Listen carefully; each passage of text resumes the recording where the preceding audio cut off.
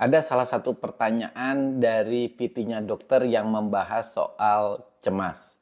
Di sini ada rekan kita yang bertanya, "Dok, kalau cemasnya diketahui mungkin enak, tapi ada juga dia mengalami rasa takut, rasa cemas tapi tidak mengetahui apa sebabnya." Jadi, kalau ada orang misalnya, "Dok, saya takut dengan gelap, saya takut sepi, saya takut lewat kuburan." Nah, itu jelas maksudnya.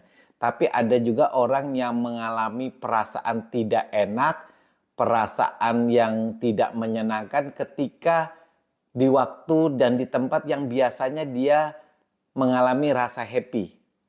Nah, teman-teman harus tahu ya.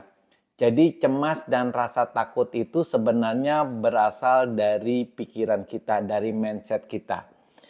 Mindset itu tertanam di pikiran seseorang. Tetapi ketika ada anchor itu adalah pengingat yang bisa terjadi di mana saja pengingatan itu, dan ingatan itu termanifestasi lagi. Contohnya begini. Ketika teman-teman di pasar, biasanya kan ke pasar itu sesuatu yang tidak pernah terjadi perasaan apa-apa. Tetapi ketika teman-teman misalnya membeli tomat, ya, ketika teman-teman melihat seseorang yang mungkin berbaju hitam, maka teman-teman mengalami rasa takut, ya, rasa khawatir, cemas. Ternyata seorang yang berbaju hitam itulah sebagai anchor yang mengingatkan teman-teman entah kejadian apa ketika teman-teman mungkin pernah mengalami kasus yang tidak menyenangkan, dimarahi, dibully, atau kekerasan yang dilakukan oleh seseorang yang berbaju hitam. Sehingga orang yang berbaju hitam itu sebagai anchor yang membuat teman-teman cemas. Atau ada suatu peristiwa ketika teman-teman misalnya pergi ke teman atau ke keluarga atau ke saudara, ya, ke rumahnya. Kemudian teman-teman mencium aroma tertentu. Anggap ajalah parfum tertentu. Ketika teman-teman mencium parfum itu, anehnya perasaan teman-teman menjadi tidak enak atau tidak merasa kayak gelisah, ya. Nah, ternyata perasaan itu adalah perasaan yang sebagai anchor, ya. Di mana aroma tersebut sebagai anchor yang membuat teman-teman mengingat sesuatu. Ya, bisa saja kan ketika misalnya teman-teman mencium aroma seperti kayak dupa gitu ya. Aroma dupa, tahu dupa toh? Tahu. Oke, ketika teman-teman mencium aroma itu, teman-teman merasa kok saya ingat sesuatu ya.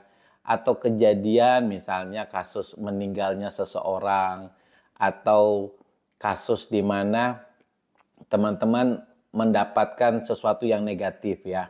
Nah, itu adalah anchor yang bisa terjadi di mana saja.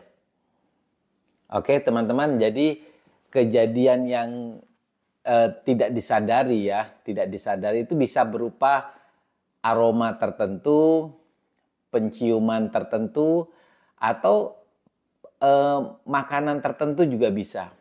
Teman-teman pernah tidak merasakan misalnya ketika teman-teman dipukul pundak di sebelah kanan teman-teman misalnya. Teman-teman akan merasa kok saya merasa nggak enak. Padahal hanya dengan sentuhan pundak ya. Padahal sentuhan pundak itu adalah anchor atau jangkar yang mengingatkan teman-teman akan kejadian. Kan biasanya misalnya kita kehilangan seseorang yang kita cintai. Lalu para pelayat datang menepuk pundak kita lalu mengatakan sabar ya, tetap tabah gitu ya, sambil memukul pundak. Pada saat itu kita sedih-sedihnya banget ya. Sehingga pukulan pundak itu adalah anchor yang mengingatkan kita kepada sesuatu di mana kita kehilangan. Suatu hari ketika kita misalnya lagi refreshing, piknik ke tempat yang menyenangkan, tiba-tiba teman kita datang lalu memukul pundak kita. Nah, tiba-tiba ada perasaan yang kok saya merasa tidak enak ya, saya merasa kok gelisah ya, hanya gara-gara pukulan pundak itu. Karena pukulan pundak itu adalah anchor yang mengingatkan kita bahwa kita pada saat itu merasa sedih karena kehilangan. Oke? Jadi jawabannya sudah terjawab ya. Jadi kadang-kadang kita tidak tahu cemas kita apa, perasaan kita apa, padahal kita teringat dengan istilahnya anchor atau jangkar yang mengingatkan kita terhadap sesuatu. Anchor itu bisa berupa bau-bauan, bisa berupa perasa ya, makanan yang kita makan, atau sentuhan. Bisa di mana saja, bisa di tempat ramai, tempat sepi, tempat-tempat yang biasanya kita berani.